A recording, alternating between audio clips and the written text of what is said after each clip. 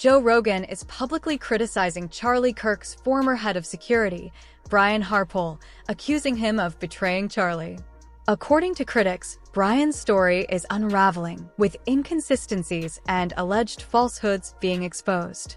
New claims surrounding Charlie Kirk's death and those potentially responsible continue to surface.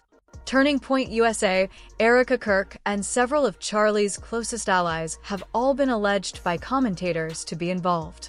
You want people to lose all faith that anyone is going to solve anything. Yeah. You had a bunch of, if you're going to die, you had a bunch of other wacky shit that doesn't make any sense, and you spam it out there at the same time. You leave a gun that didn't do it out in the woods. You do a bunch of like that. Let's start from the beginning. On September 10th, 2025, during a debate event on his American Comeback Tour, Charlie Kirk was shot and killed at Utah Valley University in Orem, Utah. Moments after the shooting, a middle-aged man in the crowd reportedly confessed and was taken into custody by the FBI. Authorities later claimed this confession was false, stating that the alleged shooter was actually positioned on a nearby rooftop. 2 days later, a man named Tyler Robinson was arrested after allegedly walking into a police station and confessing. A firearm, reportedly without a serial number, was later found near the scene. After Robinson's arrest, Charlie Kirk's chief of security gave a public interview, and according to critics, much of what he said did not add up. Monday before, this correspondence went to Chief Long. Hello, Chief Long. We received this message today from the student group. There is a student roof access pretty close to where CK will be set up at the Utah Valley.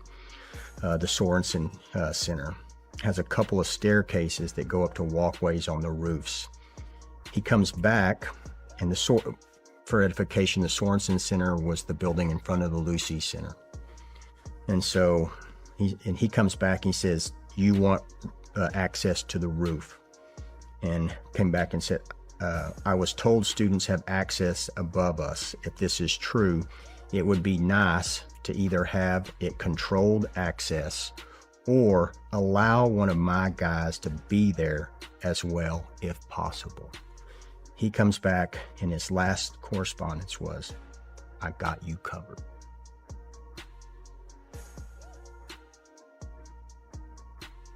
What else am I to do? When a command level person from an accredited police department says, "I've got this area." Jeez. Please pick me. Okay. When you're like in school and you got to hold your hand up because you really want a teacher to see you. I have an answer for what you could have done. You could have followed up because it's your job and Charlie paid you millions of dollars not to pass the buck. No. Also, you asked the police chief an either or question. And I'm just kind of like trying to understand the basic construct of sentences. He said, "Got you covered." What does that mean? It was an either or question. Either provide us access or get somebody up there. Got you covered means what? No follow-up? That's it? Millions and millions of dollars on his security annually. And you just said, "Hey, a student told us that there's a rooftop and it would be good if we could have access to it, or if one of your guys could secure it. Got you covered." That's it. That's what Charlie was paying. It's important to note that there was reportedly a credible threat against Charlie's life. Just 24 hours before the shooting, Charlie allegedly texted multiple people close to him, expressing fear for his safety. Despite being paid millions, critics argue that Brian Harpole's actions were deeply negligent. This raises a serious question. Was this simply incompetence or something more deliberate? The statements Brian made next only intensified that suspicion. Thousands of dollars on drones last year and got the guy's license. But if the area lies in the Provo, Utah airspace, I can't fly it. That's a 107B. We can't break the rules, right? And then you had secondary restrictions, probably due to heavy foot traffic for the school, but I can't go in and break the rules. There's laws for a reason. And so now the school could have flown drones, the PD, but they didn't have them, right? But Orem PD has a drone unit active and professional, and that police department, I will tell you right now, is awesome. They are they get it. They were there. They helped both on the soft side and the hard side. And so I started asking questions like, "Do you guys have a drone unit?" Yeah. Good. Do you have an MOU or a mutual aid agreement with the school? And they're like, "Yeah." I said, "Did they call you and ask for assistance?" No. I'm like, why wouldn't you call? And then, so, that's one. So just, I can't go in and break the law. I can't make my guys break the law. I can't go in and do something that would jeopardize their career. Do you have any idea why they would say no? Brian claimed it was illegal to fly a drone near the university campus. Critics say this is false and that he would have known better. As the head of a private security firm for years, Brian would have been aware that licensed security companies are permitted to operate drones under specific conditions. Multiple security experts have publicly challenged his claim. Brian Harpole's not being factually accurate. Again, I don't want to quote him. I implore you guys to go back and check his interview out. But in his interview, he spoke a lot about not being able to legally fly a drone. Now, if any of you are familiar with the policies, procedures of filing one of the FAA 30-day notices or requests, or the Lance approvals, this particular area, I went and fact-checked him. I heard him say that he couldn't legally fly it based on the police's suggestion that they possibly will be covering the event, or that he's got them covered. And he used that as the legal pretext for not being able to fly, I guess, I assume. But the key is the key thing he said was he cannot legally fly, and that's just not factually accurate. So I went ahead and fact-checked him. I actually acquired a Lance approval for this specific site in a 3/4 mile radius around the campus. As far as the state law, as Utah is concerned, the state of Utah, they basically echo federal law. And so federal law dictates that, yes, you can get a permit under 107 rules, which, if this guy was operating a security contract company, he would have to have a 107 license. He'd have to be operating under the 107 license banner, which means that he would be able to, in this specific circumstance, get a Lance approval instantly. I acquired a Lance approval for the site within 20 seconds. Brian later stated that trusting the local police chief was his biggest mistake. However, critics argue this explanation doesn't hold up, pointing to numerous other security threats that were allegedly ignored. The deeper people look into the events of that day, the harder it becomes to believe these failures were accidental. Looking back, Brian, what do you think that you guys could have or should have possibly done differently? And people have asked that, and we've asked each other that. Sure. And so we look at our operations plan, our workup, and we're like, what could we have done? What could we incorporate? And I'm like, man, if it were up to us, yeah, I'd have rolled in an APC. We had had, no budget, and there's a difference there. We have to work within realities. Right. And so, I hate to lower myself to this guy. Yeah. But I wish I wouldn't have trusted that chief.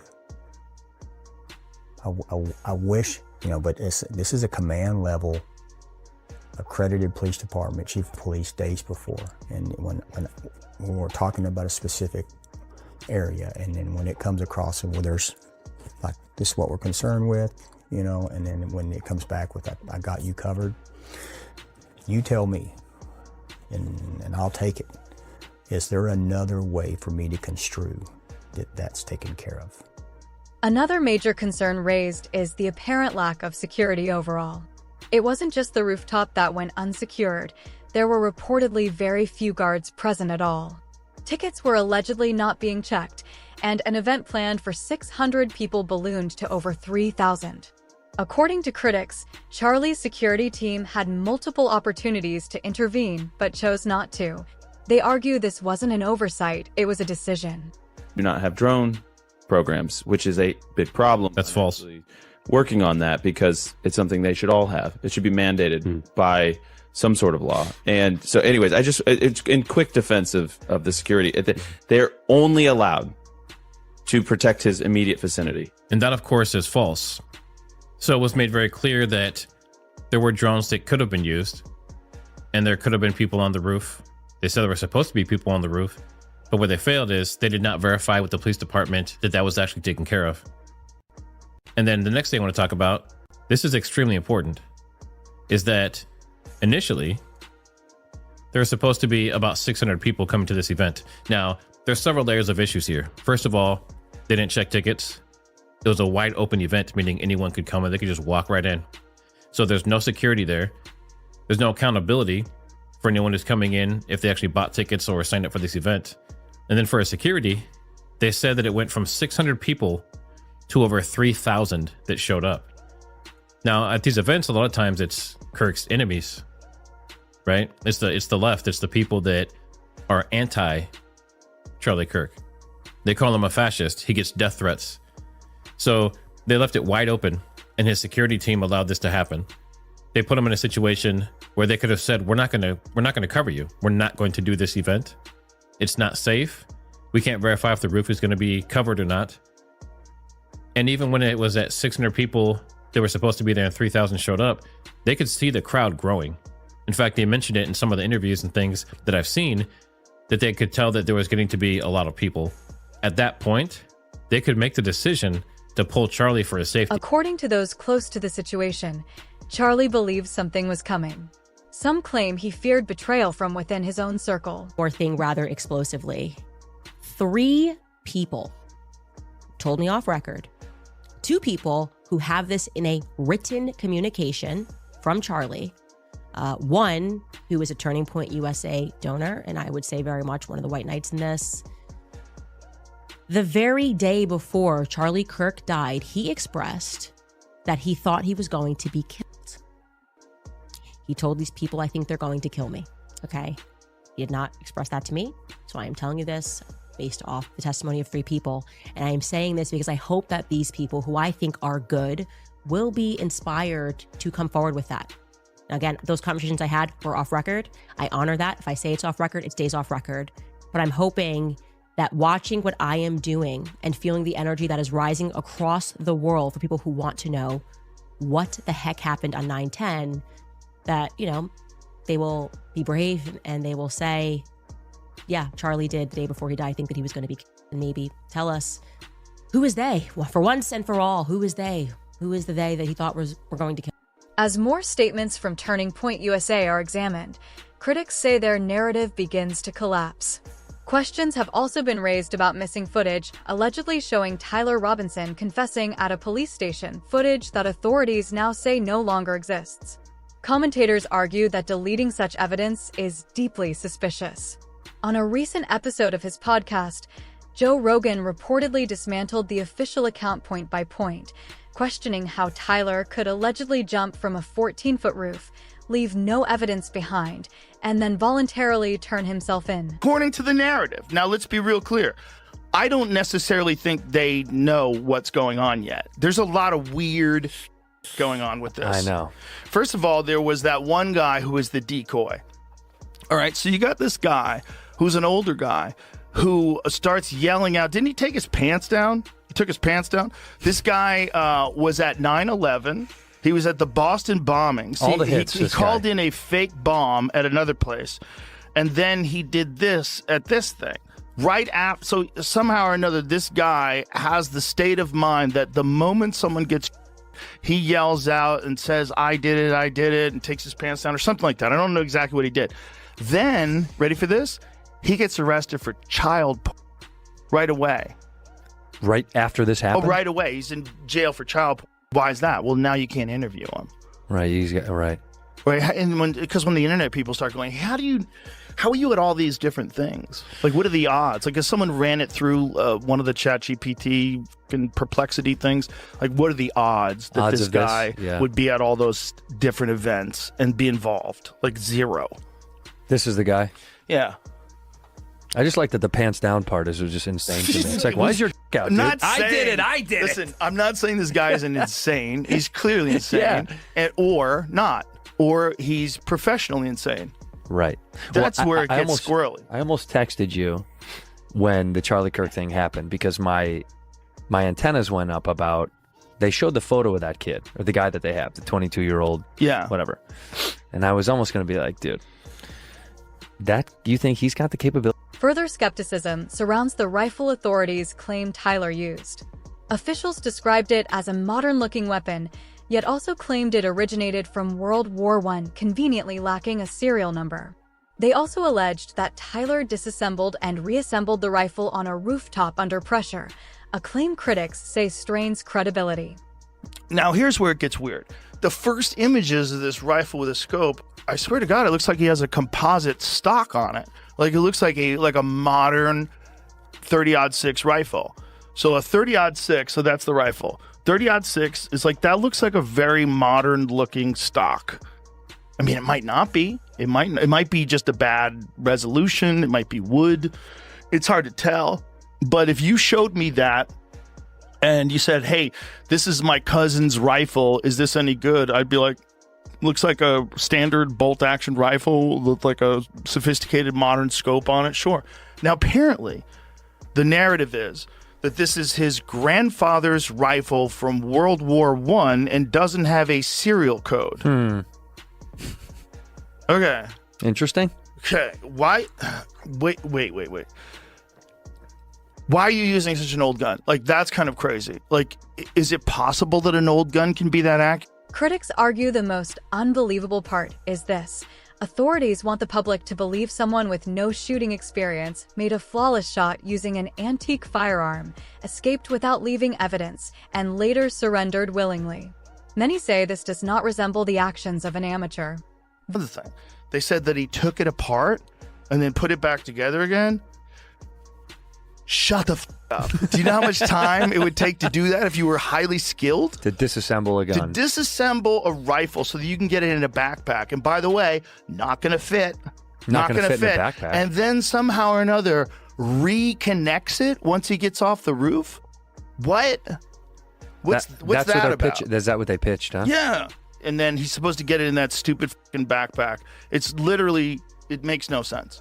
And the elevator music was a nice touch, by the way. Yeah. So this is just a narrative, right? Yeah. We watch a guy jump off the roof, and then we supposedly find this rifle.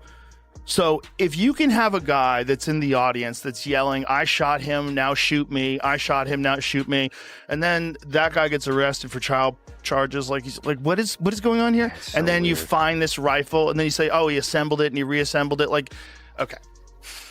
If I wish I was a cop, I'd sit in a room like, this story is horseshit. Like, none of these things make any sense to me. Like, you're telling me that this kid who's not military trained, this guy, first of all, how did he get to the roof? How come nobody was looking? How come nobody was like, there's a direct line of sight between where he's sitting and those roofs? You guys didn't check? You don't have a drone? Like, that's insane. Since Charlie's death, Erica Kirk's public behavior has drawn scrutiny. One TikTok commenter wrote, "I don't understand how Erica Kirk has time for interviews, but says nothing about the investigation. If my husband were murdered, I'd be doing everything possible to find the truth, not praising Trump and Vance. Something feels off." The commenter also stated they would personally thank Candace Owens for dedicating time to uncovering answers. Conservative activist Charlie Kirk is taking over the organization her husband helped to establish. Erica Kirk was officially named as CEO of Turning Point USA by the group's board. In a post on social media today, the board said the organization will carry on and not surrender to evil. Charlie Kirk was fatally shot during an open-air event on the campus of Utah Valley University on September 10th. 22-year-old Tyler Robinson is charged in his killing. Charlie Kirk co-founded Turning Point USA in 2012. The group is credited with energizing the youth vote in Donald Trump's 2024 presidential election victory. The controversy hasn't stopped there. Candace Owens and Tucker Carlson have both reportedly received threats after questioning the official narrative. According to Candace, she was explicitly warned that there was an active threat against her if she continued speaking publicly. Candace Owens has been told there is a threat on her life, that she is on a list, her and Tucker Carlson. Another point that I'd like to follow up with, Andrew Colvett, let's stick with you, is that in the hospital on that day, you told me you were in the hospital, that you were told that there was a credible threat against me and Tucker Carlson. Specifically, you told me that me and Tucker Carlson were on a list and that you were just telling me as a friend that me and Tucker should lay low. And after you told me that, I ended our phone call and I immediately called Tucker Carlson. And I said, hey, terrified, like obviously crying all day, and telling him that he and I have to lay low because there's a credible threat. And it is now really living inside me that you did not tell me who that threat was from. I assumed the feds told you, but I asked you the question, why wouldn't the feds call me directly if there was a threat against my life? No such call has come in. How is that possible? How could someone have told you that there was a credible threat and that me and Tucker Carlson should lay low, and yet me and Tucker have since not been notified by any federal agency about those credible threats?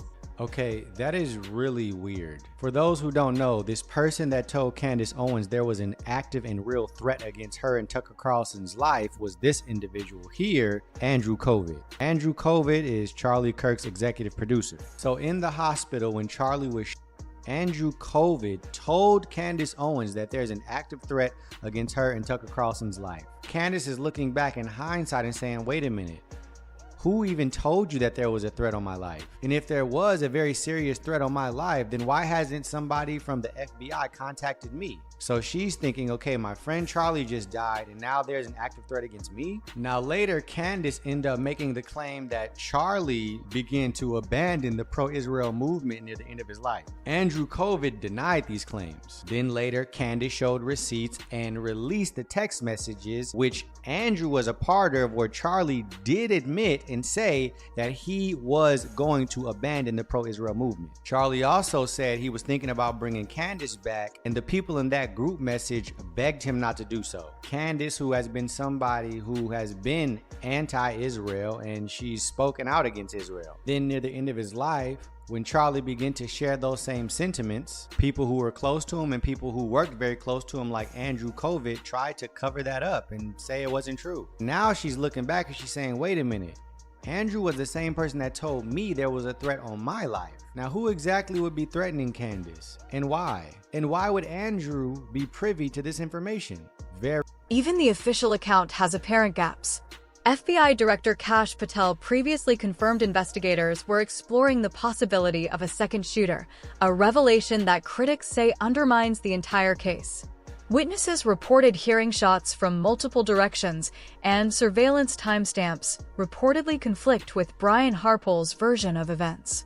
Each new claim makes it harder, critics argue, to believe Charlie Kirk's inner circle was unaware of more than they've admitted. Is equally sane, and he's saying, hey, look, that appears to me to be an exit wound, and when I go and look at this, and by the way, Kash Patel said on Sunday that the FBI is looking at leads, including the location of the shot and the angle of the bullet, potentially a second shooter. And that's what Kash Patel said on the Sunday news show. So this does not appear, Pat, that it's one Does crazy this say that person Kash Patel said there's a second shooter? Yes, sir. Rob, can you zoom in a little bit, please? I'm 46. Thank you.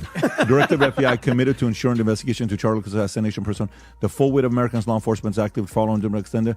We are meticulously investigating theories and questioning includes the location where the shot was taken, the possibility of accomplices, text messages, confessions, related conversations, Discord chats, and the angle of the shot and bullet impact, how the weapon was transported, hand gesture observed as potential signals near Charlie.